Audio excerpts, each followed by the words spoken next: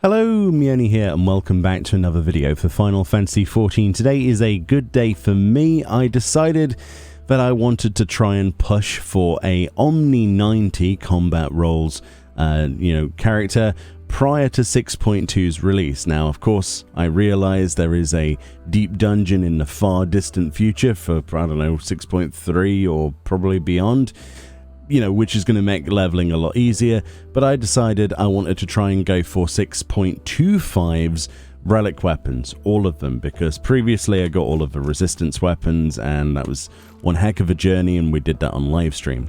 So what I wanted to do today is quickly talk about the rewards then for hitting Omni 90. So I've not quite done that. As you can see, I've just finished off Wondrous Tales, so we're going to go turn in Wondrous Tales from Chloe. I managed to get one line, I'm not too bothered. I can never get 3 lines, so I never shuffle around. And we'll talk about the rewards. I have absolutely no idea what the rewards are straight away. I have a good rumour as to what one of them is.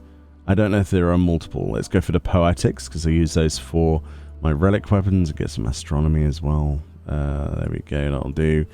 And there we go, Omni 90, just like that. And we've got our machinist fixed off, as you can see. Everything 90 that matters, apart from, obviously, Blue Mage not counting. So let's go and have a look at this stuff. So in our achievements, we have a ton of stuff just happened, a ton of stuff. Obviously, we've been working hard to get these to level 90. We've got our Mastering War, as well as Mastering Magic. We've got At War's Horizon, the one I just got. But for getting Mastering War 5 and Mastering Magic 5, we actually got a cosmetic reward, which appears to be the Migratory Plume.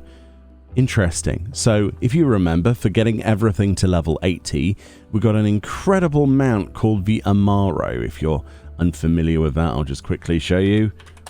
The Amaro then had unique music associated with it. It was obviously involved in the Shadowbringers storyline to some degree, and obviously we won't delve too much into that because of spoiler reasons. It is a fantastic reward, and one of the reasons most people went for Omni 80. But interesting enough, we have a helm, equipable by all classes level 1 and above. Interesting. That appears to be the only reward as well, apart from obviously all of the individual titles. Doesn't seem to be a title for getting everything to 90. So let's have a look at this plume and see what it looks like. Interesting. Slightly underwhelming, actually. I didn't realize it was just a helm. I thought we'd get a title or something. Let's go somewhere where it's, a bit brighter and wait a bit. Right, so I decided to go somewhere that was pretty much always light, and that's obviously the Explorer mode of Mount Gulg. So let's quickly just reset our G-pose, and then we'll have a look at this. So this helm then, we can use this as glamour for pretty much any of our jobs, as well as level 1 and above, which obviously we won't have access to because we had to get them all to 90 to use this. What do I think about this? Actually, you know what? Initially, this isn't that bad looking. I've had all sorts of plumes, hair plumes on one side of the thing, feathers in the hair.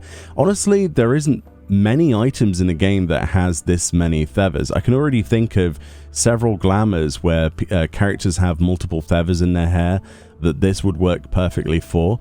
And that's not just me being overly positive, but whilst it is underwhelming in comparison to other rewards we've had for Omnis, I don't think the item itself is necessarily bad. I quite like the front clasp where all the feathers go together. I do quite like the fact that they're tipped at the back, and they also don't seem to clip that badly. I mean, a little bit with my character's ears here, a little bit, but not too much. But the real question is this dyeable, and can I use this for multi-purpose glamours? It is not dyeable.